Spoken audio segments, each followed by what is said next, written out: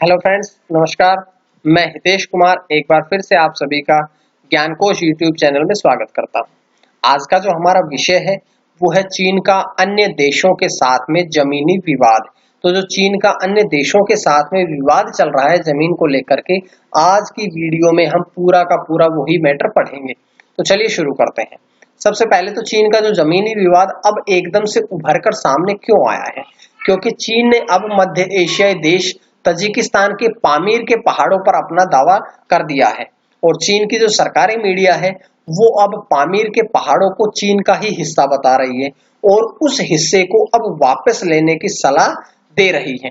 उसके बाद आज की जो वीडियो में प्रमुख बातें हैं जिससे कि चीन अपना अधिकार बढ़ा रहा है या अपना अधिकार जता रहा है, वो क्या कारण है इनके, तो उसकी हम प्रमुख बातें पढ़ते हैं। सबसे पहले तो अब चीन मध्य एशिया में भी अपनी विस्तारवादी सोच को बढ़ाने में लगा है। चीन की विस्तारवादी सोच है, चीन अपने क्षेत्र को बढ़ाना चाहता है। इसी बात को ध्यान में रखते हुए चीन अब अपना अधिकार दूसरे देशों पर जता रहा है। उसके बाद चीनी मीडिया ने तजिकिस्तान के पामीर के पहाड़ों पर दावा करना शुरू कर दिया है कि ये जो क्षेत्र है, पामीर के पहाड़ों का जो क्षेत्र है वो अब चीन का है, ना कि तजिकिस्तान का। तीसरी बात यह है कि इस प्रकार की चीनी कुटिलता के कारण जो गरीब मध्य एशियाई देश हैं, उन सब मध्य एशियाई देशों की जो गरीब है उन सब की चिंता बढ़ गई है। अब वो अपने बचाव की तरफ ध्यान देने लगे हैं और केवल ताजिकिस्तान ही नहीं, भारत ही नहीं, बल्कि इनके अलावा भी कुल 23 देश हैं जिनके साथ चीन का जमीनी विवाद चल रहा है। तो चलिए शुरू करते हैं, उनकी प्रमुख बातें एक एक करके उन देशों से संबंधित पढ़ते हैं। सबसे पहले तो लद्दाख और चीन और दक्षिण चीन सागर में पड़ोसियों के जमीन पर कब्जा करने की तैयारी में चीन अब मध्य एशिया में भी अपनी विस्तारवादी सोच को बढ़ाने में लगा है। चीन की आधिकारिक मीडिया ने यह भी कहा है कि अब तजिकिस्तान के पामीर पहाड़ों पर दावा करना शुरू कर दिया है चीन ने, जिससे कि इस बेहद गरीब और मध्य एशियाई देश की चिंता बढ़ गई है। चीन और तजिकिस्तान ने वर्ष 2010 में एक समझौता किया था। इस समझौते के अनुसार चीन को पामीर इलाके का 1158 किलोमीटर का जो इलाका था वो मजबूरन तजिकिस्तान को देना पड़ा था। उसके बाद चीन इतिहासकार यो याओ लू ने चीनी स्रोतों का हवाला देते हुए ये कहा है कि पामीर का कुछ इलाका नहीं बल्कि पूरा का पूरा पामीर क्षेत्र चीन का है और चीन इसे वापस लेने और चीन जो देश है वो इसे वापस लेने का प्रयास करना चाहिए चीन को। चीन के सरकारी मीडिया में छपे इस लेख से तजिकिस्तान के अधिकारियों की टेंशन बढ़ गई है। इस दावे के बाद रूस का भी इस ओर ध्यान बढ़ गया है, जो कि मध्य एशियाई देशों को अपना रणनीति इलाका मानता है। चीन तजिकिस्तान अफगानिस्तान सीमा पर ताशकुरगान के पास एक एयरपोर्ट बना रहा है। ये जो एयरपोर्ट बनेगा ताशकुरगान के पास, ये तजिकिस्तान और अफगानिस्तान की सीमा पर बनेगा, जिससे कि दुशांबे की चिंता बढ़ गई है। और चीनी इतिहासकार ने यह कहा है कि चीन राज्य की स्थापना के बाद इससे पहले हमें अपनी खोई हुई जमीन को वापस लेना होगा।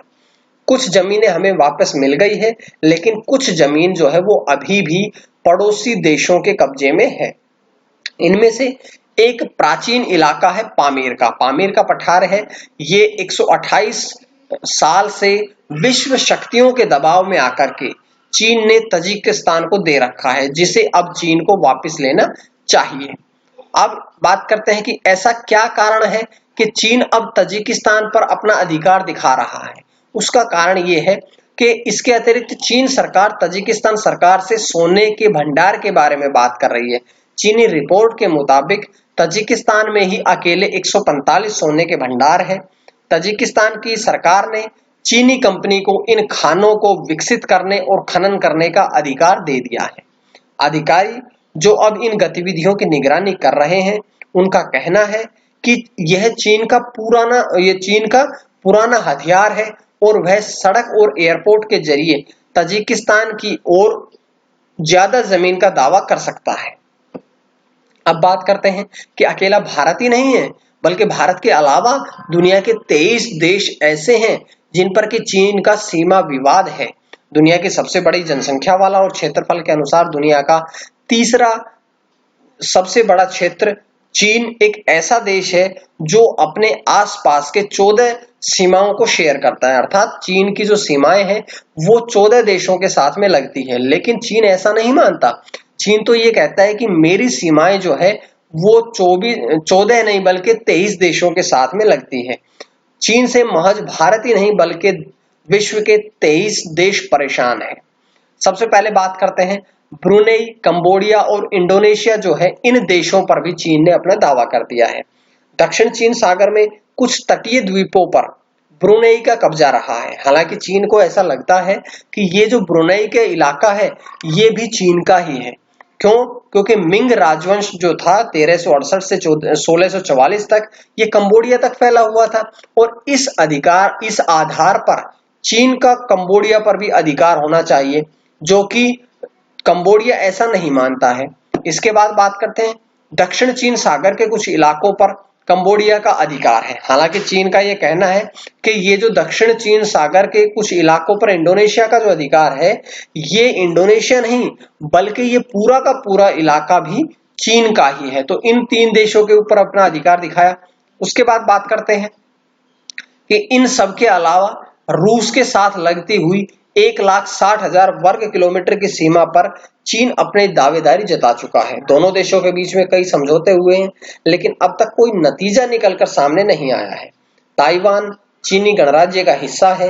हालांकि ताइवान इस बात का पूरी तरह से विरोध करता है। तो यहाँ रूस भी आया और रूस के साथ साथ में ताइवान भी आया और ताइवान इस बात का पूरी तरह से विरोध करता है।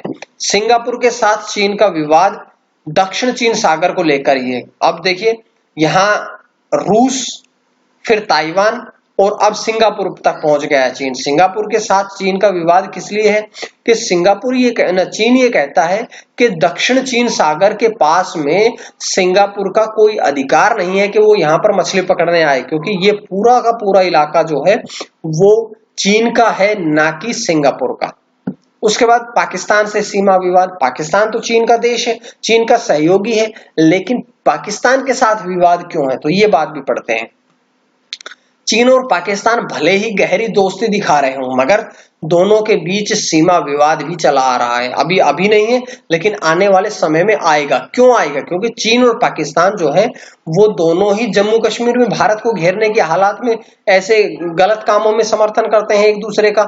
लेकिन दोनों देशों के बीच में खुद सीमा विवाद है। जिस तरह से चीन इकोनॉमिक कॉरिडोर बना रहा है जो कि भारत के जम्मू कश्मीर से होकर के जाएगा और पाकिस्तान के साथ में वो इकोनॉमिक जो गतिविधियां हैं वो सारी की सारी यहां से पूर्ण होंगी, यानी कि जो चीन का व्यापार है वो यहां से होगा। वो आने वाले समय में पाकिस्तान के लिए बड़ा नुकसान साबित होगा। चीन अगर अपनी चाल में सफल होता है तो पाकिस्तान का एक बड़ा हिस्सा चीन के आधिपत्य में होगा। उसके बाद बात करते हैं वियतनाम के साथ चीन का विवाद। चीन का वियतनाम के साथ युद्ध भी हो चुका है। चीन के मुताबिक वियतनाम पर भी उसी का अधिकार है, क्योंकि एक समय चीन के मिंग राजवंश के बारे में हम पढ़ चुके हैं। 1368 से 1644 तक का यहाँ शासन रहा था और जब मिंग वंश का शासन वियतनाम पर रह चुका है तो इसका अर्थ यह है कि जो वियतनाम है उस पर भी चीन का ही अधिकार है। उसके बाद बर्मा के साथ विवाद है चीन का। कैसे है? क्योंकि बर्मा चीन का सीमा विवाद काफी लंबे अरसे से चला आ रहा है। 1271 से 1368 के बीच चीन के युआन राजवंश के समय बर्मा चीन का हिस्सा हुआ करता था। उसी इतिहास को आधार मानकर चीन ऐसा कहता है कि बर्मा का एक बड़ा भूभाग जो है वो चीन का है, ना कि बर्मा का है। तो यानी कि जिन देशों पर उसका अधिकार हो गया है उन सभी से वो जमीनें हड़पने का प्रयास कर रहा है। उसके बाद बात करते हैं चीन और नेपाल के बीच में सीमा विवाद। कुछ दिनों पहले ही भारत के हिस्से को नेपाल ने अपने नक्शे में पेश किया था, जो कि भारत का हिस्सा था, लेकिन नेपाल ने उस हिस्से को अपने में पेश कर दिया था। भारत और नेपाल के बीच में संबंध बहुत अच्छे थे। कहा तो ये भी जा रहा है कि नेपाल को चीन उकसा रहा है, कि नेपाल को ऐसा करने के लिए चीन देश ने उकसाया है। नेपाल के बड़े हिस्से पर चीन ने पहले ही दावेदारी पेश कर दी है और ये दावेदारी 1788 से 1792 चीन नेपाल युद्ध के समय से चली आ रही है। चीन के मुताबिक नेपाल भी तिब्बत का हिस्सा है और इस हिसाब से चीन का हिस्सा ही नेपाल है। कि चीन नेपाल को तिब्बत का हिस्सा बताया और तिब्बत खुद चीन का हिस्सा है। अर्थात जितने भी देश सामने आते जा रहे हैं उन सभी देशों पर चीन अपना अधिकार दर्शा रहा है।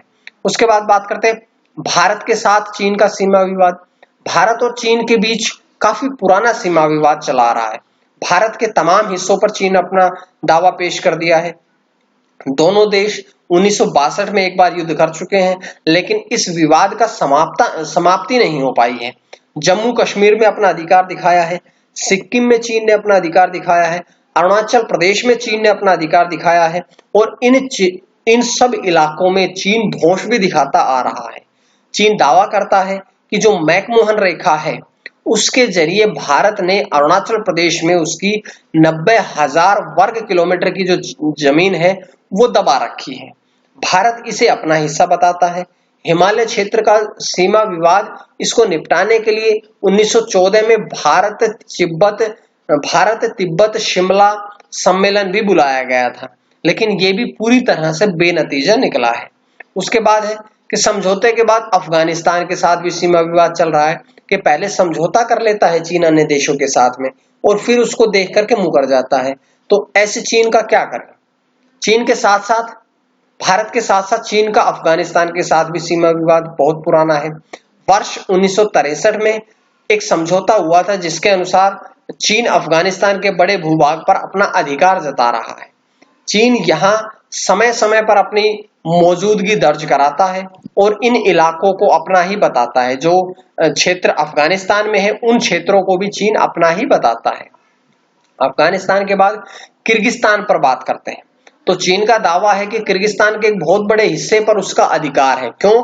क्योंकि 19वीं शताब्दी में उसने उस भूभाग को युद्ध में जीता था। उसके साथ ही चीन ने अपने सीमावर्ती कजाकिस्तान के साथ भी सीमा विवाद चल रहा है कि किर्गिस्तान के साथ साथ अब कजाकिस्तान के ऊपर भी उसने अपना अधिकार जता दिया है। हालांकि हाल ही में दोनों देशों के बीच हुए समझौते पर वे चीन के पक्ष में गए हैं, तो ये कजाकिस्तान और किर्गिस्तान दोनों पर अपना दावा दिखा दिया।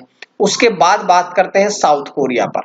तो चीन की विस्तारवादी नीति भारत में ही नहीं बल्कि दक्षिण कोरिया के पूर्वी चीन सागर के कई इलाकों में पर लंबे समय से अपना कब्जा जमाए हुए है। चीन का कहना है कि पूरे दक्षिण कोरिया पर उसका अधिकार है। यहाँ उसने ऐतिहासिक तथ्यों का हवाला दिया है। अब क्या ऐतिहासिक तथ्य दिखाए हैं वो सुनिएगा। चीन ने कहा है कि दक्षिण कोरिया पर चीन के युआन राजवंश का शासन चल रहा था और युआन राजवंश अगर चीन का था तो इसका अर्थ ये हुआ कि जो साउथ कोरिया है, उत्तर कोरिया है, वो भी चीन के अंतर्गत आता है। उत्तर कोरिया के जिंदाओ इलाके पर भी अपनी दावेदारी पेश कर दिया। ध्यान रखिएगा, अभी तो हम दक्षिण कोरिया पढ़ रहे थे और उस दक्षिण कोरिया के साथ साथ उत्तर कोरिया का जिंदाओ इलाका जो था उस पर भी चीन ने अपनी दावेदारी पेश कर दी है। यहां भी वह ऐतिहासिक तथ्यों की बात करता है। भूटान के बहुत बड़े भूभाग पर चीन ने अपना दावा किया है। भूटान के एक बहुत बड़े भूभाग पर चीन ने दावेदारी ठोक रखी है। चीन यहाँ तेजी से सड़कों का निर्माण कर रहा है और उतना ही नहीं, उसने यहाँ इंटरनेशनल बॉर्डर पर बंकर तक बना रखे हैं। वो लगातार इन क्षेत्रों को अपना बताता है। भूटान के साथ भारत का बहुत ही अच्छे संपर्क है और भूटान भारत की हर तरफ मदद भी करता है। भारत भी भूटान की मदद करने के लिए सदैव तैयार रहता है। उसके बाद अंतिम बात पढ़ते हैं कि चीन का तजाकिस्तान पर भी दावा किया है। चीन के मुताबिक तजाकिस्तान पर चीन का किंग राजवंश जो कि 1644 से 1912 तक चला था उसका शासन था और अगर किंग राजवंश का तजाकिस्तान पर शासन था इसका अर्थ ये हुआ कि तजाकिस्तान की जो सीमाएं हैं वो भी चीन के अंतर्गत ही आती है। इस लिहाज से तजाकिस्तान पर उसका हक है। चीन समय समय पर यहाँ पर भी उकसाता है और इस प्रकार की गलत हरकतें करता है।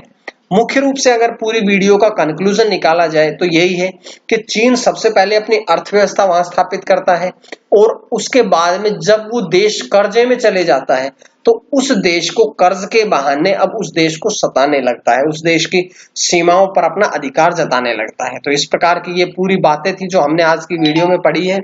आप सभी का बहुत बहुत धन्यवाद। अगर आप सभी को वीडियो पसंद आई, इस प्रकार की और भी वीडियोस देखना चाहते हैं, कंपटीशन एग्जाम से संबंधित सभी वीडियोस मैं आप लोगों को प्रोवाइड करते रहता हूं। तो आप लोग चैनल को सब्सक्राइब कर लीजिएगा और बेल आइकन दबा लीजिएगा ताकि आपको इस प्रकार की वीडियोस जो हैं वो हर दिन मिलती रहे। आज के लिए इतना ही।